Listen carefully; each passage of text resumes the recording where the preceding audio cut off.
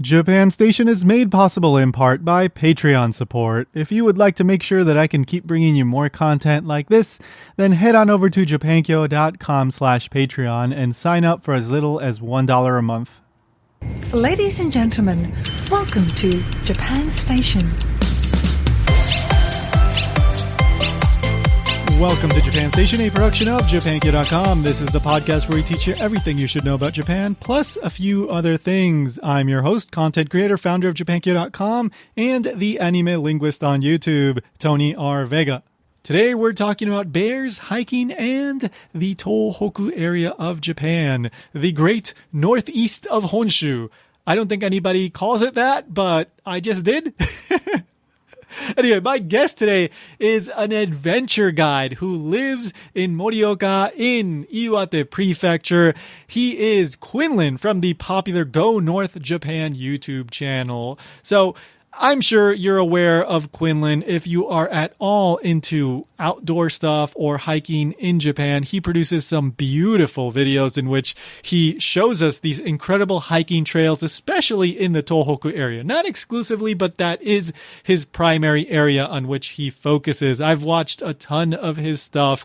They're always beautifully shot. He's always got incredible information and some pretty unique content. I don't think there's that many people doing exactly what he's doing. There's plenty of people doing, outdoor stuff, but he does some pretty interesting stuff that I haven't seen other people do. So I highly recommend his YouTube channel, even if you're not into outdoor hiking kind of stuff. So today on the show, we do talk about hiking, recommended trails and things like that, especially if you're going to be in the Tohoku area. We talk about some challenging stuff. We talk about some easier stuff. We also talk about what Quinlan does because he does do private tours. He also recently started a tour company with friends called Northern Japan Horizons. So if you're at all thinking about visiting the Tohoku area and you want to experience something outside of the cities, check out some of the incredible views and landscapes that area of Japan has to offer, consider getting in touch with Quinlan. Links are down below. I'm not being paid. This isn't a commission or anything like that. I just think that it would be a great experience to go out hiking and experience Tohoku with Quinlan. However, before we talk about hiking, we talk about bears, and that's because Quinlan just had an encounter with a bear. It's a really scary story, but thankfully, Quinlan was not hurt. Nothing happened to him. He's totally okay. And he tells us about what you should do in order to avoid bear encounters, because as you might be aware, there's been a lot of bear-related incidents in Japan lately. This is becoming more and more of a problem in the past few years. So it's good to be aware of what to do to prevent these situations and what to do in a situation like that. So if you're at all into hiking and exploring the wilderness in Japan, this is information that you should be aware of. Before we get to the conversation, though, just a quick reminder, don't forget to subscribe. That really helps the show out. The show has been growing. Thank you so much to all the new listeners. If you don't mind, drop a review. I haven't gotten one in a while, so that would be greatly appreciated. And if you enjoy the show, then maybe tell a friend about it. If you have any people that you know that really enjoy Japan, share the link with them. Tell them I really enjoyed this episode. Check it out. All right, so let's get to it. Here is my conversation with Quinlan from GoNorth Japan. Let's start with the bear incident. I think that has been on many people's minds lately if they follow Japanese news. Of course, Hokkaido and Tohoku, but quite a bit in I guess Tohoku maybe a little bit more. But that there's been bear attacks and unfortunately some people that have died due to those bear attacks and a lot of injuries. You had a run-in with the bear. Thankfully, you were okay. But could you tell us about how this all happened and what you did? Sure. I'll tell you the whole story of it. First, just a quick note. I wanted to point out that we do actually have the most bear attacks in Iwate and Akita prefectures. Uh-huh. Akita, well, on average, Iwate prefectures has more average, the median number of bear attacks. Gotcha. We have the most. Whereas Akita has more bears. Hokkaido has fewer bear attacks, but way more fatalities. fewer attacks. But when a Gotcha. bear goes after you in Hokkaido, you're probably dead. Hmm. Unlike here, where bear attacks are seldom fatal. But anyways, we can get into that later. This But I incident. also assume that's part of the difference between the bears that are in each area, right? Oh yeah, yeah, because they're two different species of bears. I mean, we've Exactly. got Yeah. the Asiatic black bear, or the Tsukinowaguma, here Hmm. in the main island on Honshu, Hmm. whereas it's a brown bear, like a grizzly, a higuma in Japanese, up in Hokkaido, Right. Right. Right. Right. and Okay. they will Yeah. actually eat you. So, all right. So then, well, there's plenty of bear talk, but Sure, let's but get into all right, but yeah, we'll your get specific. the incident out of the way. So Yeah. it was July 2nd. I had just gotten back the day before from a 2 week trip to the United States, and I wanted to sort of conquer my jet lag by heading up into the mountains.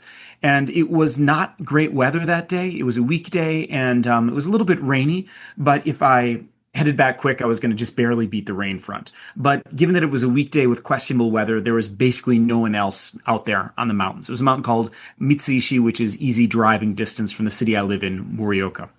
And when I went up to the main summit, Mitsuishi, I decided to keep going to another summit farther along the trail. And then, as it started to get rainy, I turned around and started fast walking, almost sort of half jogging back. And I was up on an alpine plateau, but I was going through a little forested area where the trail gets narrow, there's not much visibility, and I was half jogging my way through it. And to be totally honest, I was not doing the best practices. I was being rather quiet about it. Not like I was intentionally being sneaky or something, but just I wasn't like doing a normal, like loud, whoo, hey, ah, sort of bear call, which is what you're supposed to do. Make noise or be having a conversation if you're not alone, or even singing a song, anything. I was doing none of that. I was just silently sort of half jogging down the trail. And as I was going down, it's like suddenly there was like this presence on my left that I zipped by, and I barely registered it in my peripheral vision, this sort of maybe black shape, but it was more of a feeling than a seeing it. And I heard a sort of, I was like, holy shit, did I just pass an actual bear, or could that have been like a deer or a Japanese sero? There's some other large mammals up there as well. It could have been because I didn't see it, but I was like, no, that felt berry in my, yeah, I suddenly was kind of freaked out, but I was still moving while these thoughts are running through my head. And I realized if it's a bear, I should stop, because you don't want to be moving away from a bear, because that triggers the opportunistic instinct to come after you, that predator thing. And yet I kind of kept going, but at a sideways gait, not like with my back to it, but I put my side, so I was like looking back as I kept moving away. And sure enough, boom, this rather large adult black bear jumped onto the trail, where I must have passed it, maybe 10 meters back, and comes running straight at me, charging me, basically breathing heavily. And it was really quick. I mean, 10 meters is a long place, but a long distance, but bears run pretty quickly. And so I had just a little bit of time to think. I did have bear spray with me, but to be honest, I've never used the bear spray. I always carry it.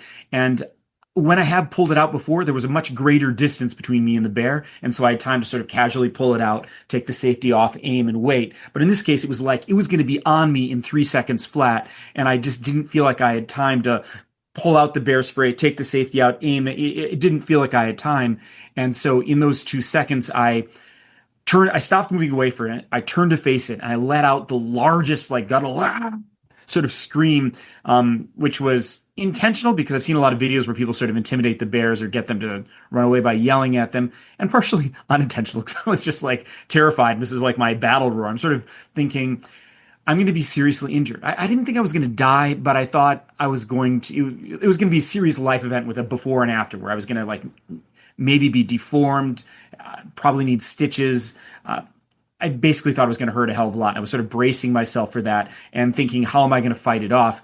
Some people recommend sticking stuff down the throat. So I was holding a GoPro. Did it occur to me to turn on the GoPro? Sadly, no, it did not. But I was going to jam the GoPro down his throat and like maybe try and stick my left thumb in the eye. I mean, probably not realistic at all. These were not great ideas, but still, you're pumped full of adrenaline, and that's what I was thinking at the moment. And luckily, the fact that I stopped running away, turned to face it, and maybe because I yelled for whatever reasons after I did those things, it came at me, kept coming at me, but turned around, it slowed down, and then turned around and ran the other way. It came within maybe 2 meters ish of me, but fled. And so I was completely unharmed. But scared the hell out of me. And maybe my vocal cords were harmed. I couldn't speak normally for 2 days because I yelled so loudly. But I waited and made some more noise and then slowly backed away and then eventually just went back down the mountain and didn't see the bear again. And that is the incident. So now I have a lot of things that I could say about that. But first, that is the story itself. Yeah, I mean, that is, that is a ridiculously frightening experience. But, you're very experienced. You know what to do, but even for you, a person who has so much experience like that, even you kind of said in the video, like you might have done things slightly differently, now in hindsight, so to speak, right? Yes. Though in this, well, first, let me first, before I say what I would do in hindsight, let me tell you maybe what the best things, the main points that everyone knows that any mountain guide or expert will tell you in Japan. And that's that you should be first, the main thing is prevention. So you should always be just making noise, like have like a blast radius around you. And that's usually accomplished if you're hiking with friends just by talking, carrying a kind of conversation. That's generally enough. But often we'll make louder noises, like the mountain stewards and foragers, the sort of Ainu descendants called the Matagi. I do a lot of things with them, and they have a number of sort of shouts that they do. You make shouts in different voices, sort of a you make different noises, so it almost sounds like you're a number of people, even if you're only one or two. And this is effective. So one is prevention. Bear bells, on the other hand, a lot of hikers believe in them, but the research is out on them. So I'm going to be agnostic on bear bells, but I'm going to say, even if you're carrying a bear bell, you're still going to want to have your voice to add noise to that, because just a bear bell alone is not going to be enough. And whistles, I have recently heard from some researchers in Japan, because I've been in contact with bear research societies, blowing a whistle is not necessarily effective either, which was news to me when I heard that. So there's that. Now, you say you see a bear. If you see it from far enough away, then you can just sort of call out to it again, not in a loud, angry, scary voice, but just in a sort of, like they do in the States sometimes, a hi bear sort of voice, and let it know you're there, and it'll generally turn around. This has happened to me before. I've seen a bear cub coming down from a good 40 or 50 meters away down a slope towards me that it hadn't seen me, and I just was like, hey bear, how you doing, bear? I've got bear spray. Maybe you don't want to come over here. And, it doesn't matter what you're saying, obviously, but it like looked up, saw me, and was like, oh, yikes. And it turned around and went back up the slope and didn't come anywhere near me. And I never saw a mama bear, assuming she was somewhat nearby. So that's another ideal situation. However, if it like is close, or if it looks like it's coming toward you, you're going to want to not turn your back, not run away. And if you have a hiking pole, and since then I've started carrying them more often, I don't usually need a hiking pole to hike, but they're good to have.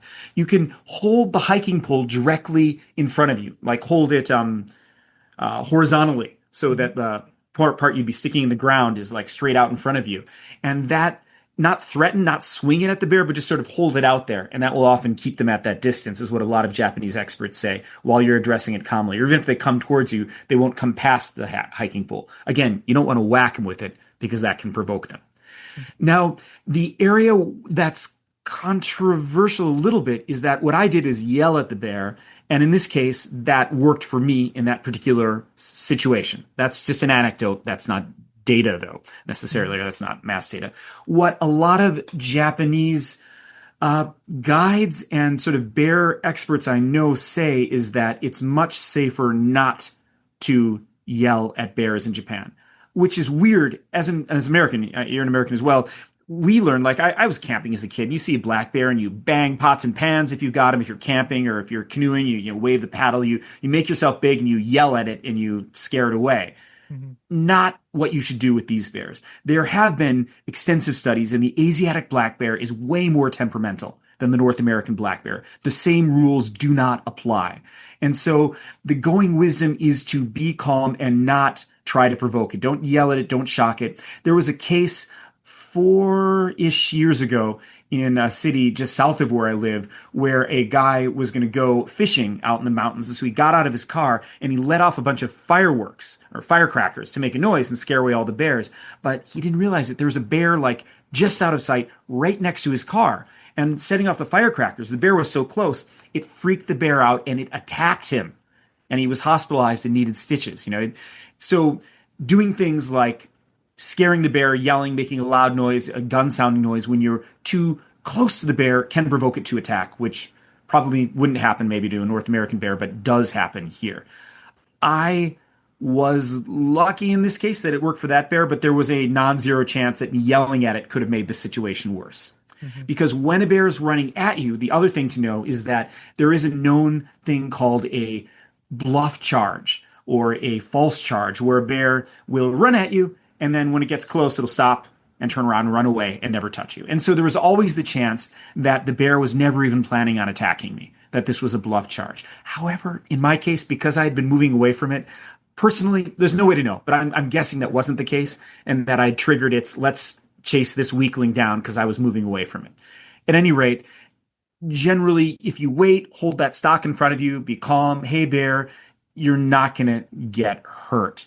And in fact, in modern history, no hiker has been killed by a black bear in Honshu. I mean, of course, there have been injuries, but none have actually died from the injuries. No hikers have. People have been killed by bears, but usually that was in town or in their house. Recently, this year, an old woman had a bear broke into her kitchen and injured her, ate her rice, and left, and she bled to death because she was in her 70s.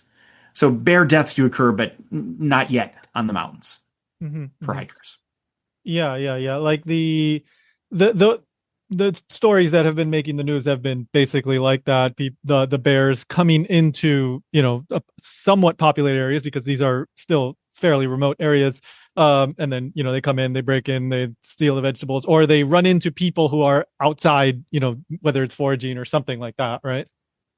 Exactly. And those cases are increasing because of these population is decreasing everywhere in Japan except for Tokyo and maybe Osaka, I believe. And so you've got a lot more abandoned houses, abandoned communities, really. You've got whole areas where people will be leaving, or there'll only be a few old people left in a whole community. And so the line between civilization and wilderness is getting blurred for the bears. And because of climate change, or whether or not it's climate change, because of occasional scarcity of their normal food sources in the mountain, they'll come down and look for food in areas where there are still people. For example, this year I've heard the beech nuts, which is a huge source of nutrition for the bears up here, that there's not many beech nuts this year, that maybe there wasn't enough rain during the rainy season, or for whatever reason, the beech nuts are not doing well. And so we are having more attacks this year than we had last year.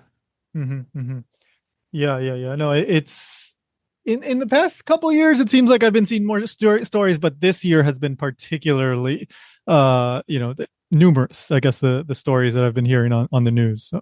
True. Though actually it was 2 years ago in Akita that there was like a new record for bear attacks. I believe it was like over, I want to say it was over 40. I'd have to Google that before I can say that with confidence. But at any rate, it was a record. And 2 years ago in Akita in 2023, I think it was actually. Yeah. And that we're not at that level yet, but the season isn't over yet. We'll see. Yeah. I'm curious. For those people who don't know, in North Japan. Oh, yeah, go ahead. I just want to say, for those people who don't know, I'm throwing around these names, but if you think of Japan's main island is Honshu, right? And then you go to the northern tip of Honshu. There's three prefectures. There's Iwate, which faces the Pacific Ocean in the east, and Akita is right next to it. It's got a big, long border. They're like sitting right next to each other, just like, say, Wisconsin and Minnesota. And then on top of them, you've got Aomori, which sort of sits on top of both of them and is the northern tip of the island. And so it's these two large prefectures of Iwate and Akita, which are two of the largest prefectures on the main island. In fact, Iwate is the largest prefecture on Honshu. The only larger one is Hokkaido, which is an island. Right. Yeah, it's a very expansive area, and I've walked from Tokyo to now Iwakuni this fall. I'm walking down to Kagoshima from Iwakuni. I have yet to do Tohoku, but just going from Tokyo to the top of the northern part of Aomori, that's like 1,200 kilometers. So that's almost the same distance I will have done in 3 trips, from Tokyo to Kagoshima. So it goes to show that is a pretty expansive area of Japan. And a lot of wilderness. It's funny. Yeah, Japan is people think it's a small country, but I believe if you like superimpose Japan over the United States or Australia, it pretty much touches the top and the bottom. It's Yeah, it's it's a long country. yeah, yeah, yeah, But yeah, that's an amazing walk you're doing. Sounds great. yeah, yeah, yeah. So yeah, one day I've been pretty much most of Japan. Tohoku is that pretty much the one area that I have yet to go to in any capacity, and it's just one of those places I need to go. I need to check it out. So it's on Well, my list. you're following tourism trends, as I believe the number is still less than 2% of inbound travelers to Japan visit Tohoku. Yeah, yeah, yeah, yeah, yeah, definitely. But hopefully in the next couple of years I can come up with a crazy idea and get over there somehow. Well, it's really authentic still. I mean, I'm Yeah. talking about bears, but the actual risk is very, very low as a Mhm. percentage, as long as you take simple precautions. I mean, the area itself of Tohoku is just gorgeous. The food is amazing. People are really sweet. It's I really recommend visiting Tohoku. It's probably the most authentic area of Japan still remaining. Absolutely. Yeah. No, I do want to get into like your recommendations and maybe some of the hikes that you've been on for, people that are interested in that. They might want to hear about that. But I do have a question related to what we were talking about just now with the bears and all that. Do you have experience like I've seen videos of you with the matagi. They have a tradition with bear hunting, and maybe you've also got some experience with more general, hunters. What are their thoughts on this and the current, population? The hunters are aging. Do you have any thoughts or anything to share about your experiences with them? Well, yeah, I mean the Mataki are uh, I mean, they're most famous as bear hunters, but Hmm. that's only one small part of their identity and what they Hmm. do. It's just one piece. It just sounds so, dramatic that people, like in Japan, if you say Matagi, people think, oh, the bear hunters. But yeah, they're more like mountain stewards. And um, they do hunt bears as they have for more than 1,000 years, or it depends on how far back you want to trace their lineage. I mean, Hmm. the indigenous people of northern Japan, the Ainu, of course, were also bear hunters, though they viewed bears as divinities. When the gods descended into this world, they would take the shape of bears or take the skin of bears. And so when the Ainu people would hunt for bears, or when they would kill bears, they believed they were sending the bear back to the realm of the gods. And for the Matagi today, even in modern society, they still have an elaborate ritual. So when they first go into the mountains, they're burning a sacred tree to purify themselves with the smoke. I mean, a tiny little branch of the tree, of course. And then they are entrusting their lives to the mountain goddess, which they then only get back when they return from the mountain. And if they do shoot or a bear or any other animal, they don't believe that they caught it, they trapped it, but rather that the mountain goddess gave it to them. And what they do immediately upon killing a bear is they butcher it, and they take certain cuts, and they make offerings to the various to the goddess in different directions. They've got a whole thing they do, and of course they don't waste any part of the bear. It's what the Native Americans, of course, in the United States were famous for, right? I mean, using every single bit and having gratitude for the animal, and it's very much that, though continuing now into this modern era, and they are doing their best to keep up with the bears. The problem is that without many hunters, because the average age of the hunters is quite old, a lot of young people aren't attracted to get into hunting, which is a problem. It means there's not enough people to continue it. And then when there are problems with wild animals, there's not enough people to take care of it. So not only with bears, but deer, for example, Japanese deer cause millions and millions of dollars in agricultural damage each year. Because there aren't enough hunters to keep their numbers in check. And of course, wolves were unfortunately trapped and hunted to extinction, not by traditional hunters, but by farmers and people like that about 80 years ago. So there's no wolves in Japan. So deer are a huge problem. And wild boars also do a lot of damage, not enough people to hunt them. And the bears, too. It makes sense to keep their population within reason so they don't go into town and start becoming a real danger to people. bears are smart, and if they learn, oh, I can break into someone's house and get food, you're going to have more home invasion bears. And so every time one does commit that crime, they get the local, whether it's a matagi or a more different sort of hunter, but they get some of these people who have a hunting and trapping license to find the exact bear that did it, and they check with like DNA, analysis later to see if it's the same bear's fur that was in the kitchen that this guy trapped or shot. And that's a really important job, and there's fewer and fewer people capable of doing it, which is, a real problem. We need more young hunters. Yeah. No, I've been seeing in the news, and of course, there's also like pay, right? Like who pays these hunters? How do you create this system where can people call in? And then there's been kind of controversy with like mayors saying certain things, and the call center, like all this stuff. There's a lot of worrying about like the logistics of there's not enough hunters, but then even the hunters that do exist, like how do you create this system where you can dispatch them out? And like, there's been a lot of disagreements between like, the government side and the hunter side, right? Oh, interesting. To be honest, I wasn't aware of the disagreements and aspects of it. I mean, I haven't talked to the government side about this, just the hunter side, and they seem to there's a Japanese word kujo, which is kind of like when they get that official request to euthanize a problematic animal. And they'll get that for specific problematic wild boars or bears. But when it comes to deer, the prefecture and the city both pay them. And so they can get like 15,000 yen if you're in most areas, I think, of Iwate Prefecture. And so now there's an effort being made to use the deer meat, but I knew a hunter who, until he sort of had an awakening about it, he just used to kill as many deer as he could, kill 15, 20, 25 deer, and he'd just bury the corpses. All you needed to do was turn in one part of the body to the government, and you got 15,000 yen. And so it was like a viable job. It was funny because they used to be, some prefectures would want the jaw and other prefectures would want the tail. And so there was people who would like get credit for killing 2 deer with one. So I think they standardized it, made it the tail everywhere. Good so you idea.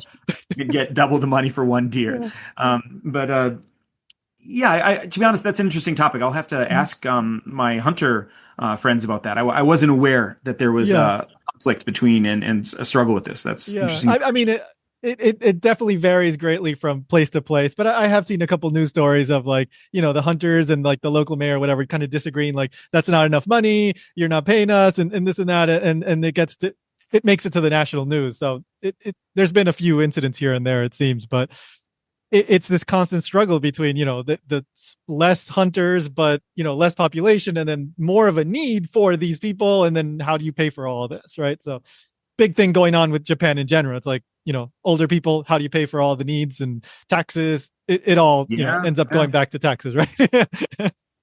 Yeah, absolutely. Yeah. Which is a concern with the decreasing population. I mean, that's one more thing to worry about. I mean, to be honest, more in the forefront of my worry with this sort of thing is like the national healthcare system and maybe the pension system. But this too, for sure. Yeah.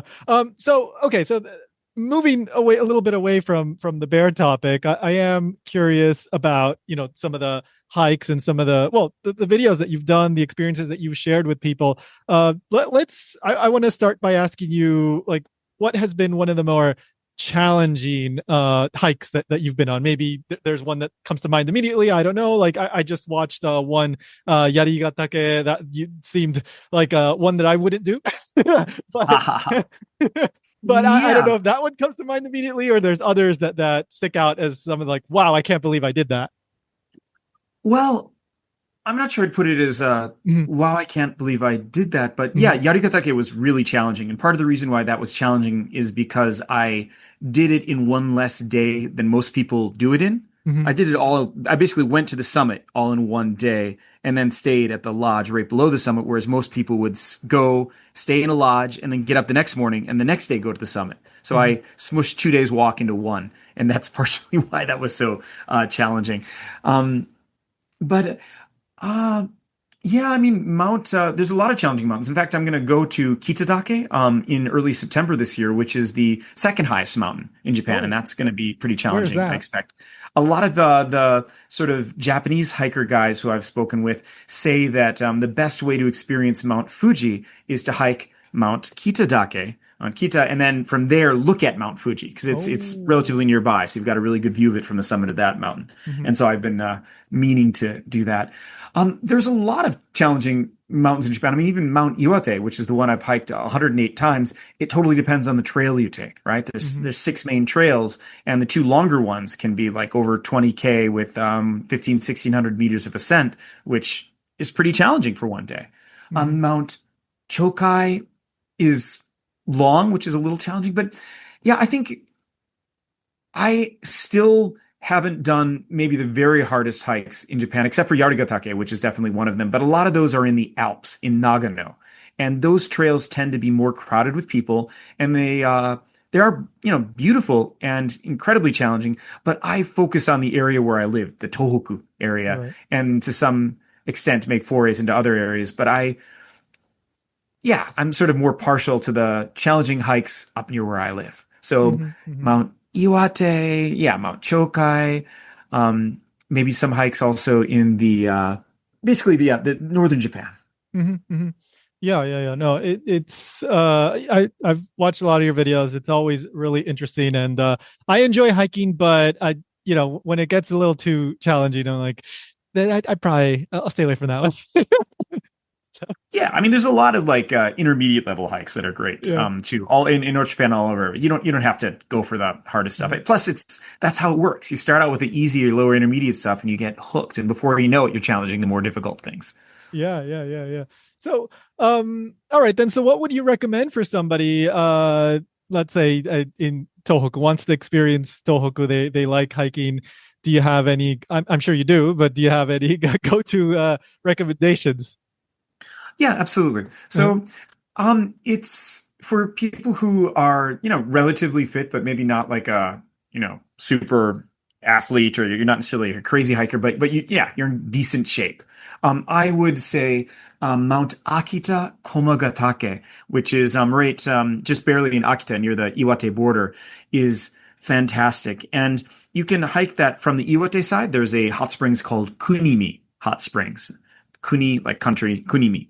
And from there you can hike up, and it's nice because it's not just like one mountain. There's five different summits there, and so you don't have to take one course. I mean, you want to study the map in advance and have GPS with you so you can, go the right direction at all the junctions, but you can kind of loop around. So it's go up for a while, then go down for a while, then go up again. And because it's multiple lava cones in calderas, is like two huge calderas, there's smaller ones. It's just the landscape itself is so dramatic and beautiful. And one of the summits is still smoking and erupted in 1970. And there's also all kinds of alpine flowers that a lot of the older Japanese people love. The whole area is just stunning, and it's not too challenging. And you can even do an even easier sort of not quite cheating, but almost cheating way, which is if you go from the Akita side, you can catch a bus up to the 8th Station Lodge. There's a road which is only available to buses during the peak season. And starting from there, you don't even have that much ascent. It's like kind of easy, cheap way to do it. Okay, okay. Well, that is good to know. I mean, sometimes people only have, one day and they don't want to, spend the entire day.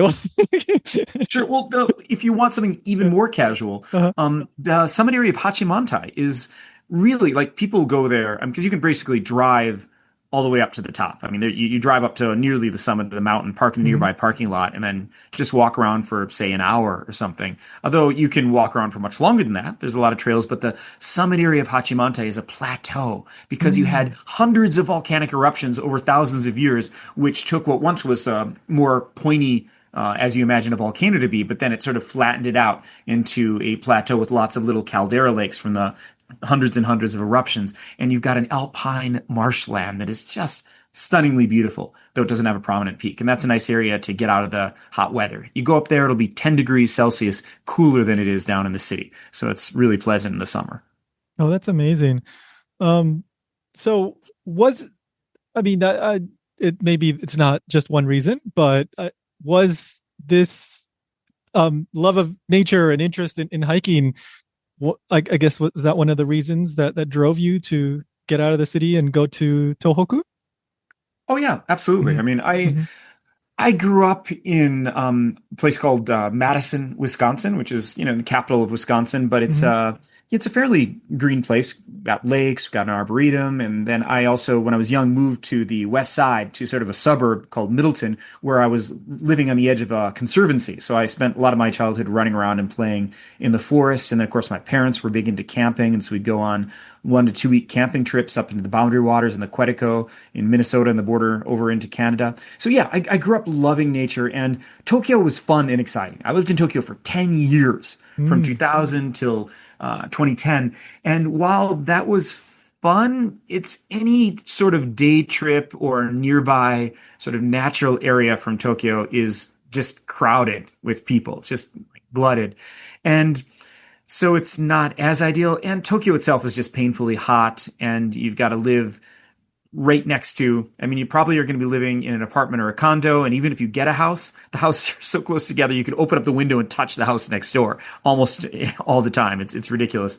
And yeah, being a mid-sized town person moving up to Morioka, which is about 300,000 people. I mean, I'm not living in the middle of the countryside. I live in a city, but it's a city in a prefecture that's 75% forested mountains. And so I can drive, 35, 45 minutes and be in a national park, or drive 90 minutes and be on the Pacific coast with 200-meter cliffs and tunnels and, all these trails.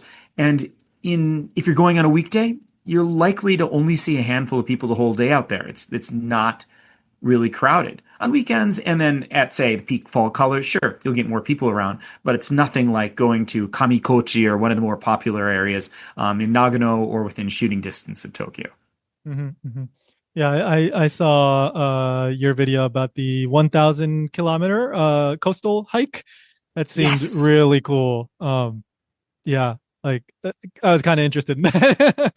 Oh yeah, that new trail is really fantastic. The MCT, we call it. It was just opened in 2019. It was something that after the 2011 great earthquake and tsunami, there was a lot of government initiatives to revivify the economy and the local communities along the coast that were so devastated. And one of them was creating this trail, and it is working. It's slowly improving the number of tourists that come, but just I guess now 6 years after it opened, there are more and more foreign tourists coming up to hike it, more and more groups, and it's not crowded by any stretch. I mean, you hike on the trail, it's not like being on the Kumino Kodo or the Nakasendo. I mean, you may see one or two other people in your day hike, or you may not if it's a weekday, but they are increasing, and it's so beautiful. The one thing about that trail, though, is if you do the whole trail, it's like 45 days. Sure, if you want to be a completionist and do it, great. But there are nice, we run a lot of self or guided trips for like 1 week, or even 1 day or 3 days. But 1 week is a sweet spot on the northern stretch, which has the best views. And so you can just do sort of highlights of the trail, either on your own or with a guide. And I think that's the best way to experience that trail. Yeah, no, it seems really, really cool, and a great idea. I think there is definitely a group of people that like those long distance hikes. And I think that, and like I said, you can just focus on those little chunks if you can't do the whole month and a half thing. So yeah. So can you tell us then, like you do a lot of, your own guide work. I also saw you do guide, you work as a guide also on Mount Fuji. Like, could you tell us a little bit about, what you do in terms of like, tourism, and then, what people, if anybody's interested, what they should know about like what you do? Sure. Mm-hmm. So I have until recently worked a combination of getting hired by travel agencies to and sort of tour operators to do things like, I was guiding on Mount Fuji in the pre-season back when there was in May and June when there's snow on there, so everybody's getting crampons and an ice axe and a helmet and doing it. But Mount Fuji there's so many. It's gotten a little messy recently, so I didn't have time. I didn't do that this year, but I was doing that every year for a while. So I'd do hike Mount Fuji 5 times in a week, which was a little brutal. And then I'll also do what's called through guiding. And in the tourism industry, this means that there's like, say, a group of, in my case, say 13, 14 people, and they've paid for a 7 or 8 day tour to a company in Australia, for example. And I would be then with them for that entire time. And so the through guiding that I've been doing recently is along the Nakasendo, a lot of it. And there's a lot of companies doing this, but I'll be then walking, say, 10 to 14K every day and with the same group over the course of 8 days. And yeah, that's one of the things I do. And then because of my social media presence, I've got a YouTube channel called GoNorth Japan, and I'm also fairly active on Instagram. I also advertise some of the sort of one day adventures that I guide individually. And I get a fair amount of customers who are maybe fans of my YouTube channel or see me on social media and then reach out. And I take them on a number of different one day adventures that I've designed up here in northern Japan. I have some of that on my website, GoNorthJapan.com, or some people just reach out to me on Instagram and make requests. And so I've sort of hand designed tours for small groups as well. And in addition to those two things, so travel agencies and direct, I started a company with three other friends of mine in the industry. So there's the four of us made a company called Northern Japan Horizons last year, and we are an actual tour operator and have the licenses so we can do multiple day activities and guides. So when I'm on my own, because of the legality of it in Japan, I can only take people on one day things and I can't book hotels for someone. But with this company, if you wanted me to design a 5 day or a 7 day or whatever trip, we can do that sort of work for you too. And so I guess it's kind of confusing, but yeah, if I do with my own company for larger things, small groups and individuals directly, and then I work for travel agencies. But if you're interested in coming up and having an adventure, you can reach out to me directly through my account on Instagram, where I'm just Quinlan, or GoNorthJapan.com, my website, or NorthernJapanHorizons.com. And I can find the best way that I can be of assistance for you. Right. Yeah, I will include all those links, for anybody that is interested. But here's a question. So, could you give us an example of one of those one day, trips that you mentioned, if you were to do it personally?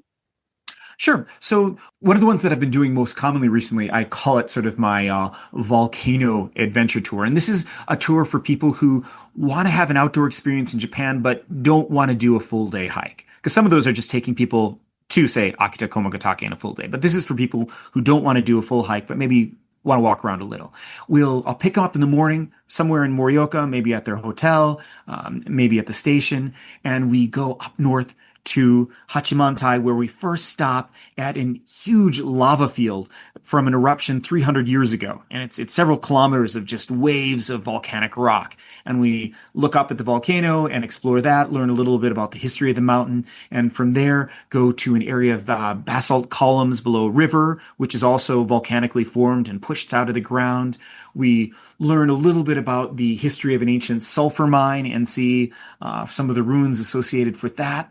And then go up to the summit of Hachimantai, where I mentioned a little bit earlier. You can walk around rather casually, just for, say, half hour, or an hour and a half, depending on it. And so we'll explore really casual sort of stroll hiking around the summit area.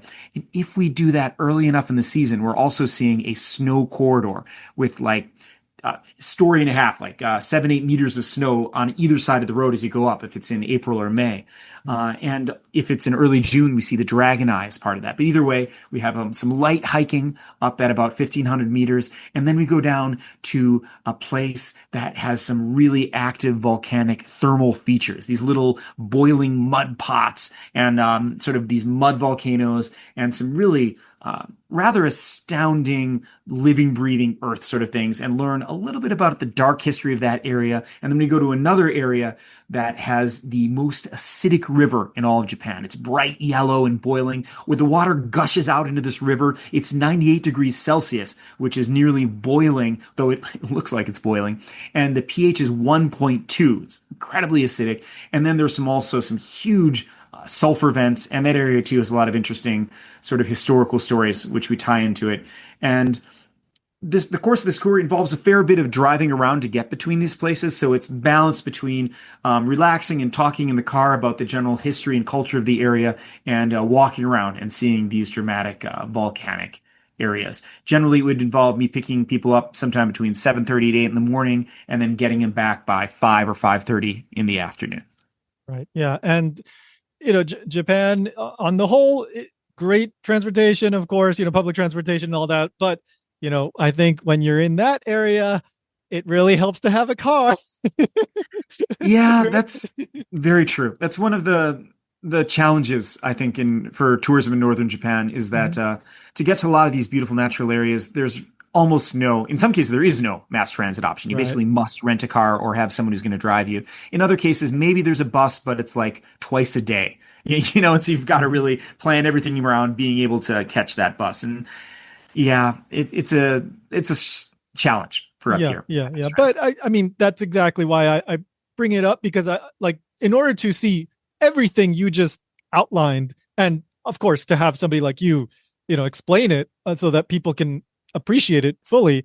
That you have to do something like what you're doing, right? You have to go on a tour Yeah, like you, what you're you would have offering. to do it by car. There's no, it wouldn't be possible Mhm. otherwise. Absolutely, yeah. Yeah, yeah, yeah, yeah. So, I mean, that's exactly the kind of thing that I would love to do. So that's maybe when I'm in Tohoku at some point, I would love to check those things out. But yeah, again, so I mean, you're very easy to find. Go North Japan, Quinlan. I mean, you put it in Google, you'll pop up right away. But links are down below for anybody that's interested, even checking out the YouTube channel, or if you're planning a trip and maybe you've already been to Kyoto, you've already been to Kyushu.